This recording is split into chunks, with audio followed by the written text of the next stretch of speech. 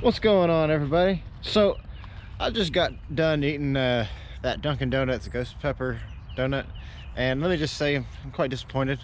If you haven't seen that video, I'll put the link in one of these corners. You know which corner it is. But it was quite disappointing.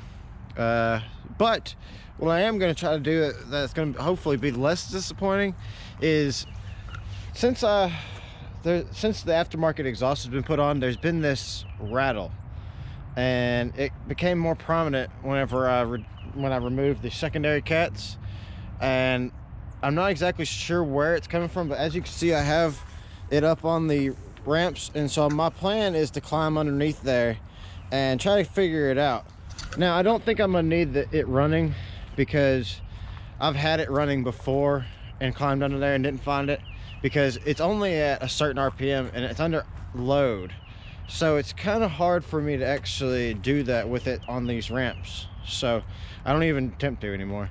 But what I actually think that I know what the issue is, because I watched some people on some forums that were having some issues that's similar to what I've been having, and I'm gonna try what his issue was, because I haven't tried it yet. So let's go down there, see if what I believe could be loose is loose, because it sounds like metal on metal contact. So let's go check it out. Welcome to the bottom of my car. Sorry it's fell out, it's kind of echoey here. But so here's my X-pipe, as you can see, and I came down here because a lot of people, their issue is right here at this, it gets loose and whatnot. But while I was coming down here, I actually noticed something else. Let me show you what I found. So hold on, guys. Woo.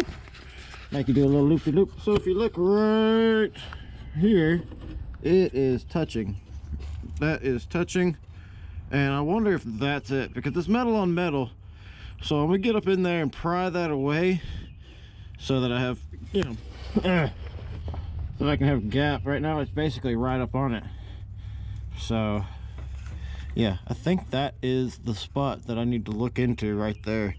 And yeah, if you're a BMW 335 owner and you have an aftermarket exhaust, can't get my words out right there, then you know exactly the noise that I am talking about.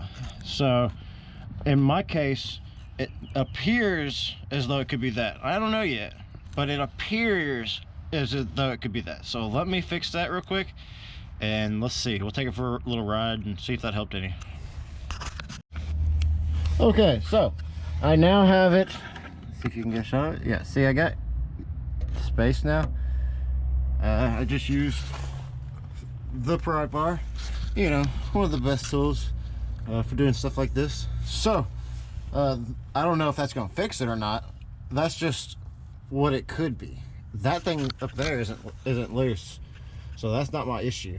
I went ahead and right up in here also, there was some, it was kind of close, but I can't get up there. It's a weird angle, but it's actually got more gap than what it looks like. So let me climb out of here, take it for a little ride, and let's see if we fix that. Okay, so starting off, the vehicle's kind of cold, so it does it a lot more when it's cold. So wait, I think I'm about to fix it. No, you hear that? Okay, so it wasn't here like we were talking, but fear not, because I was sitting here and I was like, well, it's got to be somewhere down here, because it has to be. But look at this. You hear that? That might be it. So I got to figure out a way to, because these are more than likely rusted, but I'll try and remove them and see what I can do there. And then add something up underneath there to push that up, and that should solve my problems, if it's just not eating away like crazy right here, which it's hard to see. Let's see. Yeah, so I'm not sure, I can't tell. I'll have to look at the film, but maybe I can get my head up there after I'm done and see what's going on. Hold on. Okay, so it's kind of weird, like you could see that the original exhaust people, they did it here, and they did it right here, and they did it right here, but for some reason on this one they some sort of lapse in judgment. I don't know what happened there, but It's now nice and solid. The question is, was that my vibration? I hope so. I mean, this exhaust puts off so much resonance that it's possible. So, and then there's also what looks like could be something right there. No, it's got gap there. It's got gap. So, hopefully that now will take care of it. Let's go for a ride and find out. Always put it in drive to test this because drive is where it does it the most. So let's see. Oh, it's still doing it.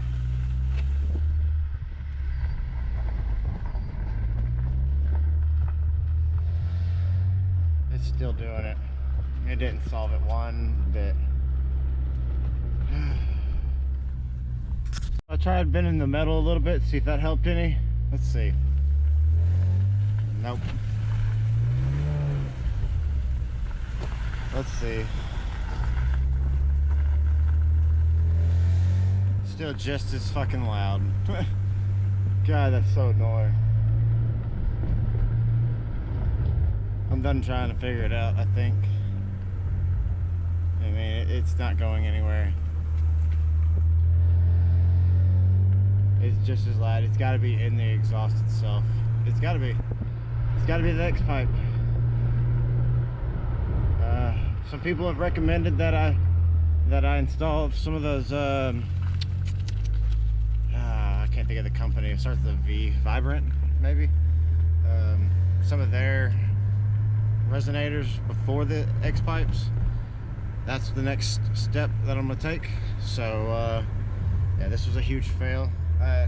You know, maybe those issues are some of the issues that, yeah, see, I can still hear it. It's just like, it's so annoying.